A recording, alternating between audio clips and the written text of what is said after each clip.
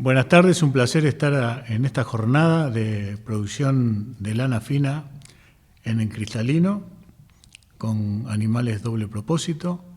Nosotros con Gabriel le vamos a hablar de cómo mejorar genéticamente esas majadas. Las evaluaciones genéticas en ovinos en el país las hacemos entre Línea y el Sul, entre Gabriel y yo. Hace muchos años tenemos varias razas doble propósito finas en evaluación genética, y en esta oportunidad Gabriel les va a hablar de cómo usar esas herramientas, y después estaremos para contestar cualquier pregunta que se les ocurra. Será un placer tener un buen diálogo de la genética en este sistema de producción. Entonces ahora los dejo con Gabriel. Muchas gracias. Muchas gracias, Diego, y muchas gracias también al Sul por la invitación. Y la idea es contarles cuáles son las herramientas genéticas que hoy tenemos para la mejora de la producción de estas lanas finas y la producción de corderos en el cristalino. La estructura de la charla: vamos a hablar primero de una pequeña introducción de esa rivalidad que a veces puede haber, o esa dicotomía que se plantea, si hay que primero seleccionar el sistema o primero trabajar en la genética, y luego vamos a ver ejemplos concretos de lo que son las evaluaciones genéticas en las diferentes razas. Como decía, siempre ha habido una dicotomía de decir, bueno, ¿qué tengo que hacer primero? ¿Desarrollar una genética para el sistema o desarrollar o mejorar el sistema para determinada genética? Acá me voy a basar en lo que son los puntos, un alineamiento que planteó en su momento Raúl Ponzoni, que se habla de que primero tenemos que tener definido el sistema de producción a dónde vamos a llegar con esa genética. Luego vamos a seleccionar los objetivos de selección, o sea, cuáles son las características que queremos mejorar, que están influenciando nuestros ingresos y nuestros costos. Luego los criterios de selección, que son la característica concreta que quiero mejorar, y de ahí definir cuál va a ser el sistema de registros, quién va a hacer la evaluación genética, cómo se va a hacer esa evaluación genética, y en base de eso tomar las decisiones y usar los mejores reproductores para mejorar nuestras majadas. Dentro de eso se ha definido hace varios años. La primera vez que se lo presentó Fabio Montosi en Campo del Plata en el 2004.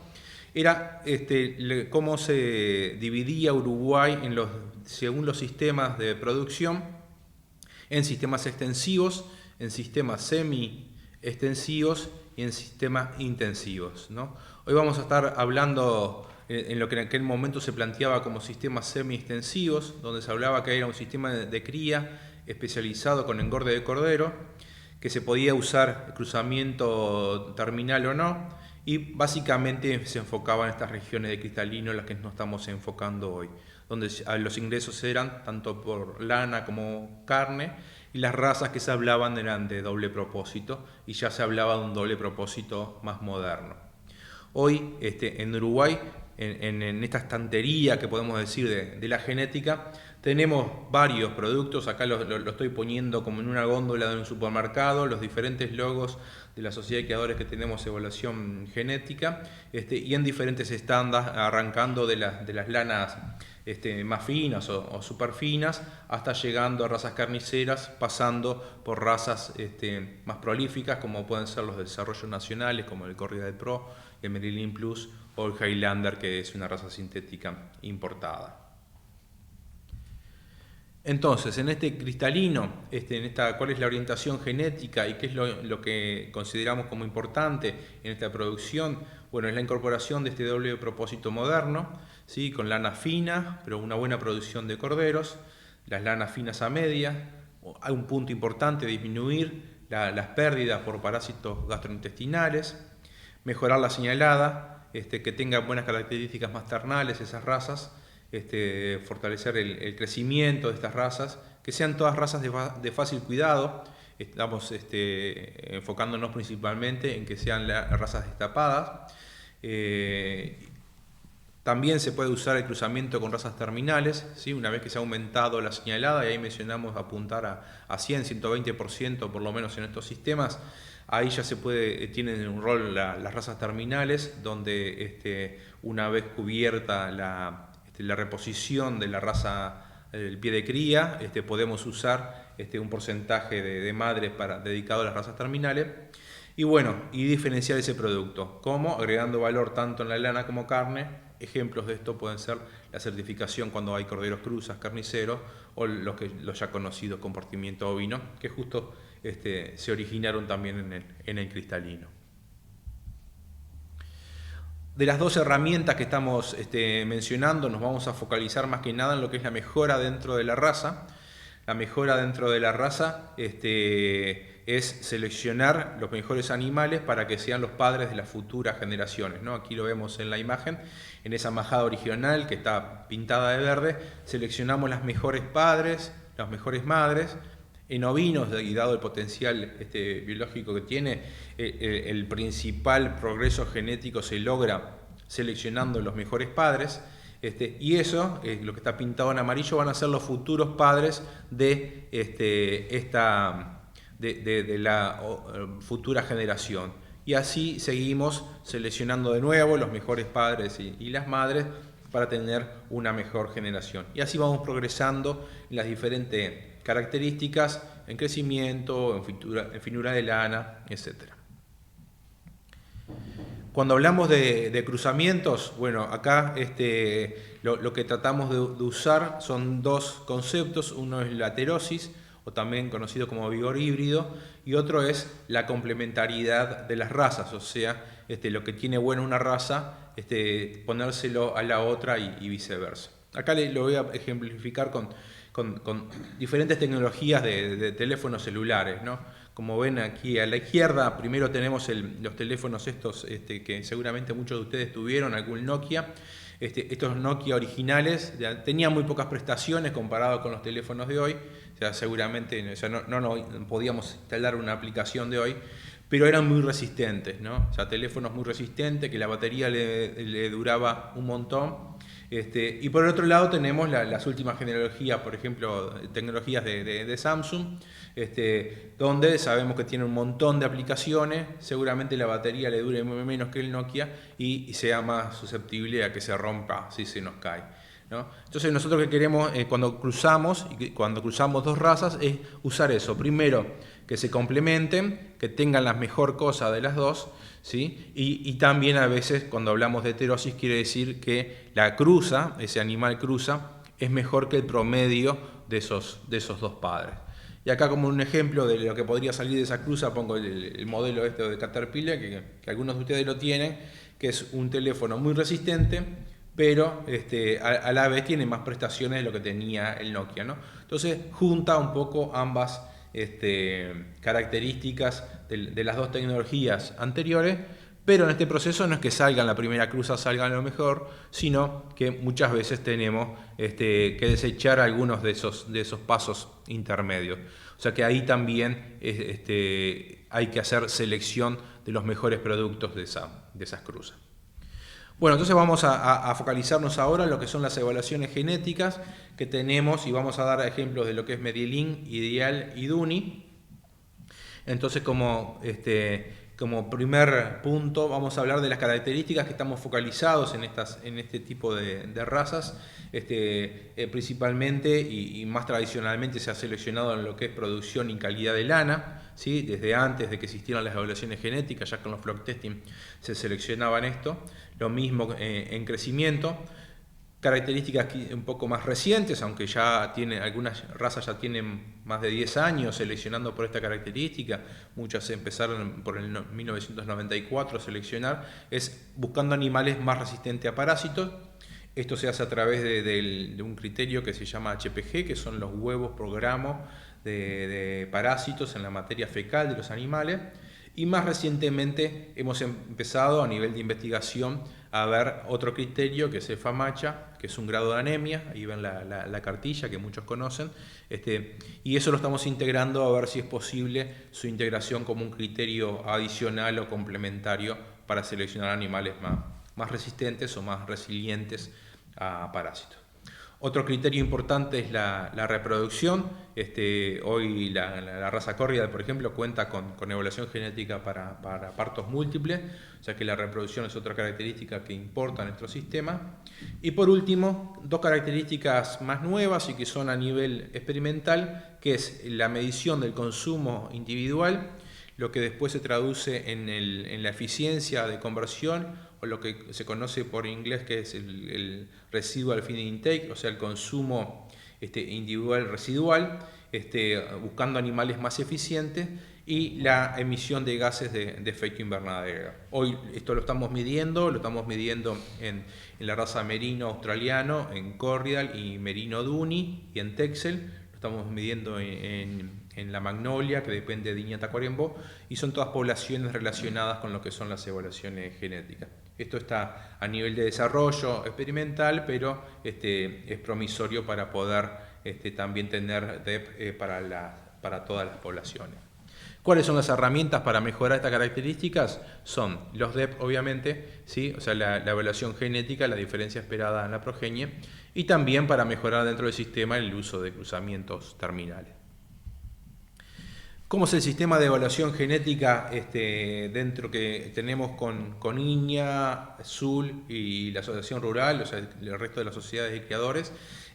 Básicamente, y gran parte es de autogestión de las cabañas. Las cabañas, a través de un software que desarrolló el SUL, que se llama SULAR, cargan los datos de los animales, o sea, la caravana, su padre, su madre, todas las pesadas, y la mandan a la base central del SUL.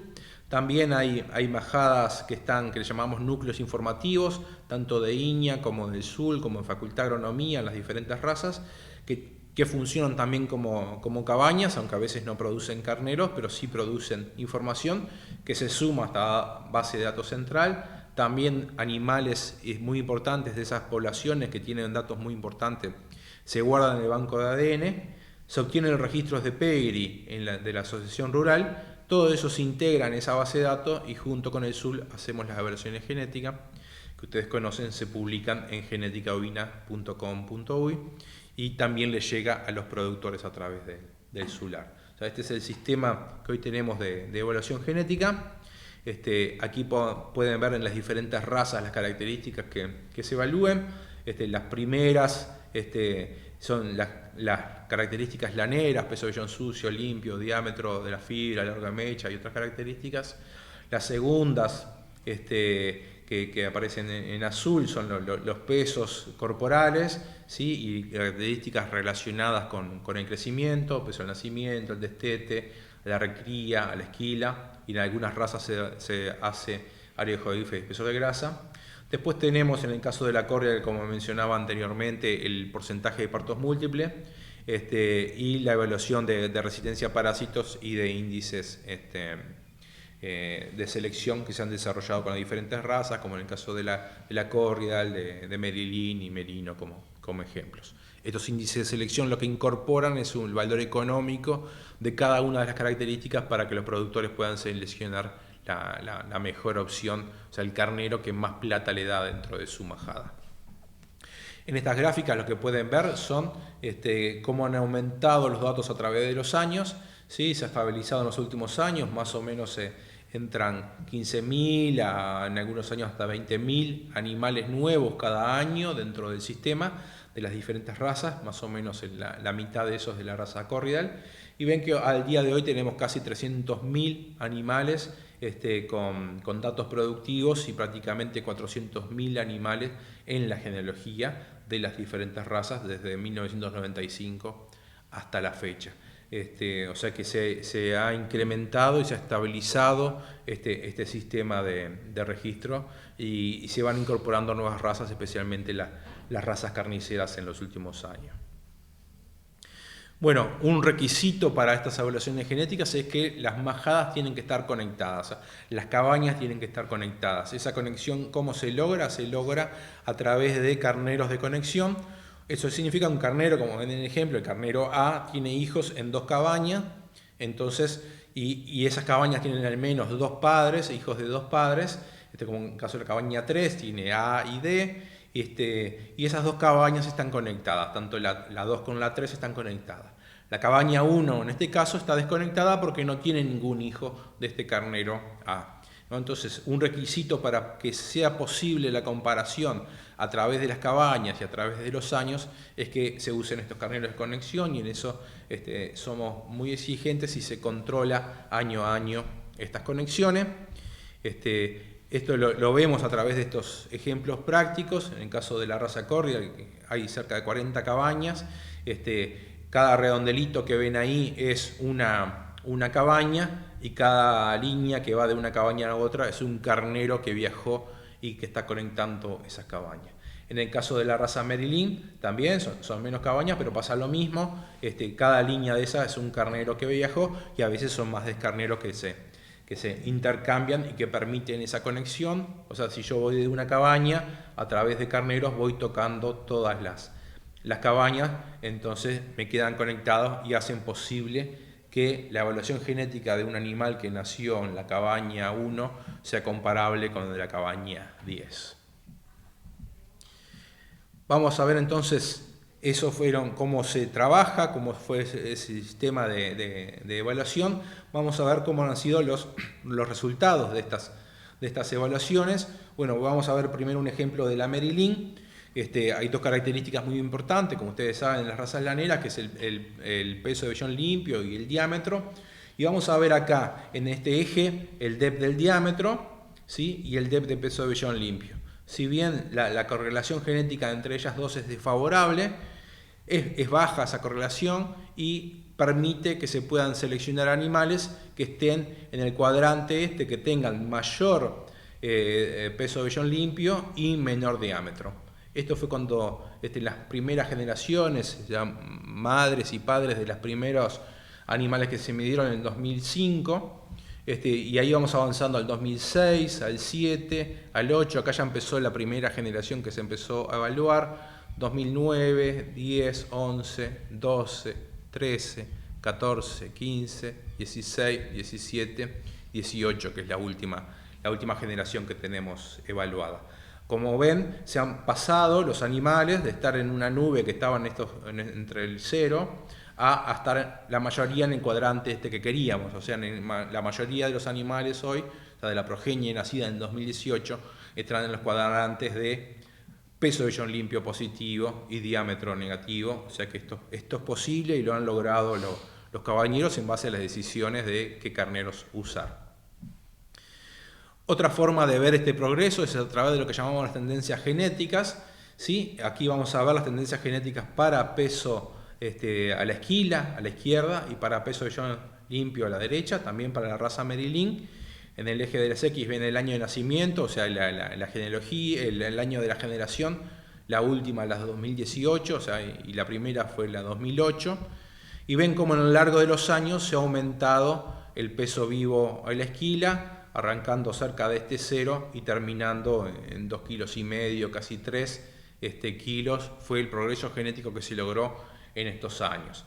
En el peso de vellón limpio pasa similar, acá está en gramos de peso de vellón limpio, o sea, si estábamos cerca de 0, se han llegado casi a los 200 gramos de progreso genético en estos años, y eso se ha logrado bajando el diámetro, y acá ven la tendencia genética del diámetro, como también fue bajando a través de los años. O sea que en este proceso la Merillín lo que ha logrado es una mejora continua, teniendo más lana, teniendo lana más fina y teniendo animales más pesados.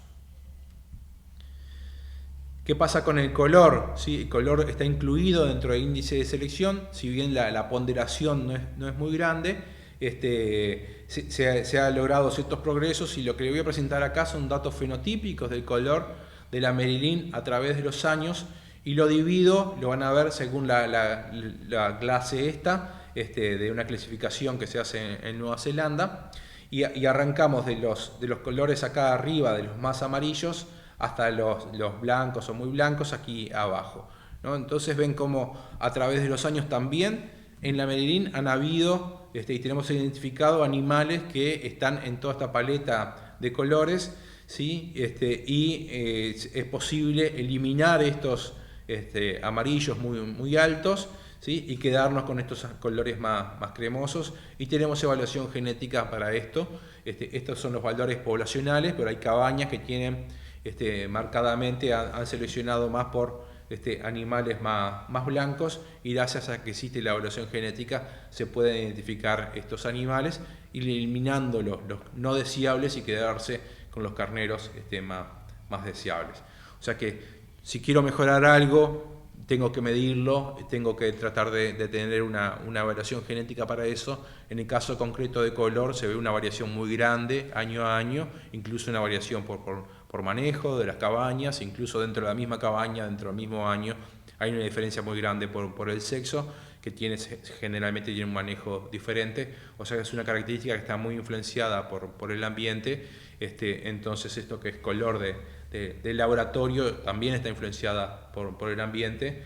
Entonces es importante tener una evaluación objetiva y comparable a través de los años y de las cabañas. Acá voy a mostrar otro ejemplo, que es la raza ideal. La raza ideal tuvo evaluación genética hasta el 2016, hasta el 2017, o sea, la última generación evaluada fue el 2016. Acá ven que el objetivo de la ideal se bajó levemente el diámetro, pero no era el principal objetivo bajar el diámetro, sino más bien mantenerlo y aumentar tanto el peso de vellón limpio, que lo ven a la izquierda, como el peso a la esquila, que lo ven a la derecha, y se logró también, similar que en otras razas, aumentar la producción de lana, aumentar el peso del cuerpo, y en este caso manteniendo el diámetro.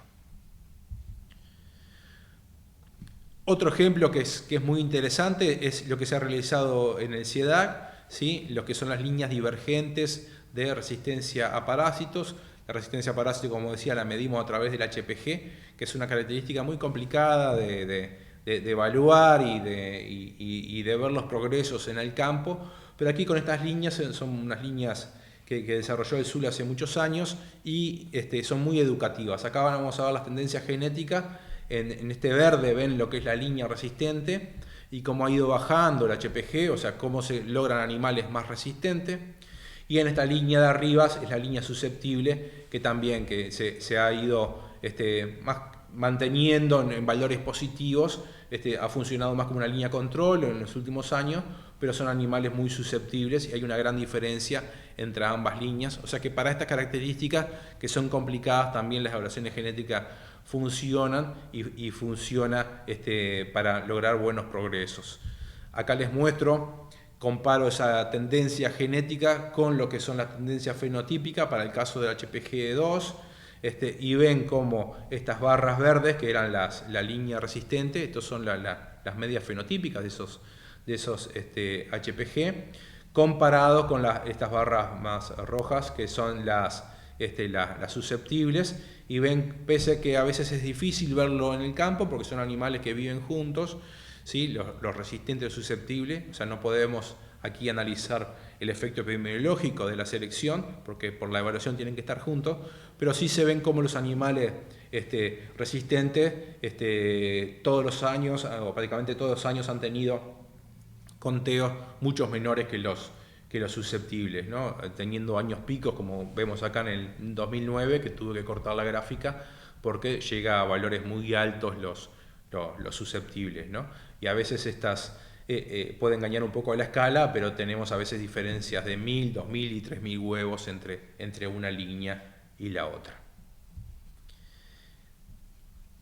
Ahora vamos a cambiar de raza, vamos a lo que es la Merino Duni. Sí, la Merino Duni tiene, hoy la sociedad creadora está haciendo la evaluación en Australia, pero hace años que venimos haciendo una evaluación interna de lo que es el núcleo que tenemos en Iña Glencoe, de Merino Duni.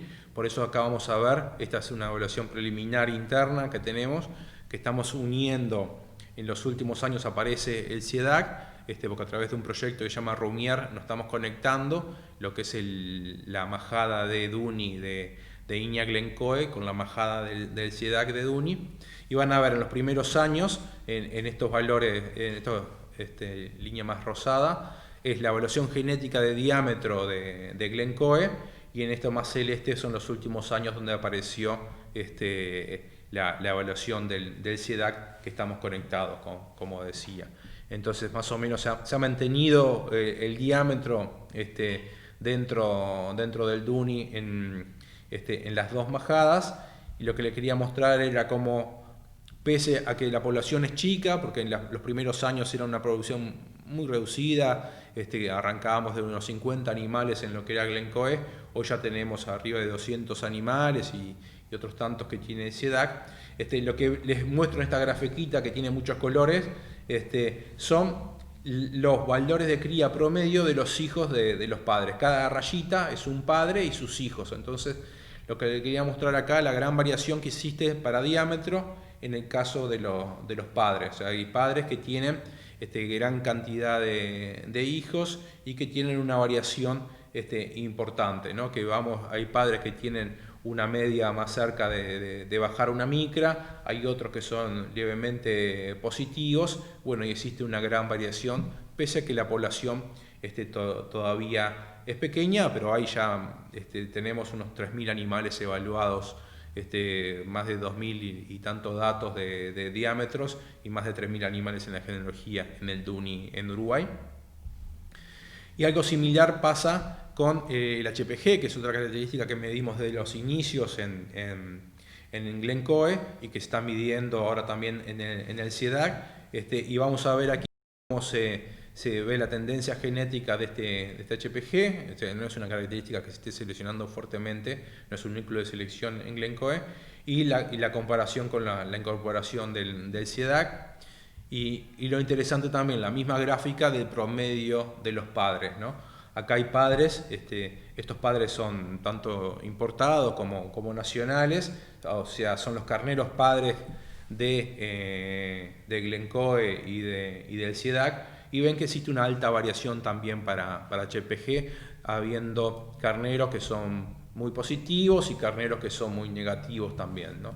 O sea que pese a ser una población también chica, acá estamos cerca de los 1.700 animales que están siendo evaluados, que han sido evaluados por HPG, porque es una característica que solo se midió en Glencoe en algunos años y ahora en el SIEDAC.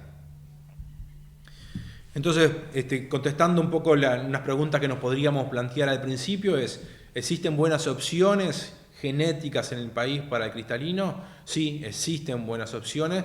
Como mostrábamos, teníamos en esa góndola de razas, tenemos un montón de razas que son muy aplicables a esta propuesta de cristalino, una propuesta de tener lanas finas y de tener doble propósito, modernos, que estén más para la lana, que estén más para la producción de corderos.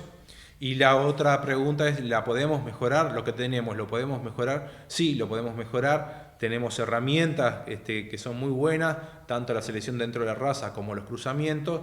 Dentro de la selección dentro de las razas, lo mejor es trabajar con evaluaciones genéticas que nos permiten comparar a través de los años, comparar a través de las majadas, y en vez de trabajar dentro de un núcleo solo, estamos trabajando a nivel país y se logran progresos muy importantes como pudimos ver. Otra pregunta es, bueno, ¿cuándo llegamos a la meta? Bueno, lo que tiene la genética nunca se llega a la meta, ¿no? O sea, podemos llegar a la meta que quizás en una característica, decir, bueno, hasta acá llego en finura o hasta acá llego en peso de cuerpo, pero le voy a querer agregar otras cosas, como veíamos otras características, como puede ser lo que se está incorporando de lo que es resistencia a parásitos, que lo vemos como un tema muy interesante, o las nuevas características como pueden ser consumo individual o seguramente más en el futuro lo que es las emisiones de gases de efecto invernadero, como para decir, nosotros tenemos unas majadas más eficientes, majadas que emiten menos, que seguramente vayan al agregado valor, no solo genético, sino de los productos que están asociados. Bueno, por aquí era lo que teníamos para decirle con Diego, y nos gusta terminar con esa frase que no la pudimos hacer presencial en el SIEDAC esta jornada, pero por lo menos nos queda esta frase que está en las paredes del SIEDAC, que muchos de ustedes conocen. Dice, si tienes poca tierra, hazla crecer; si tienes mucha, crece tú para merecerla, ¿no? Creo que la genética es una de las herramientas que nos permite crecer dentro de la misma tierra que tenemos, así que es una herramienta muy valedera y que se ajusta muy bien a cumplir con esta frase. Muchas gracias, y vamos a quedar después abiertos a las preguntas que puedan tener. Gracias.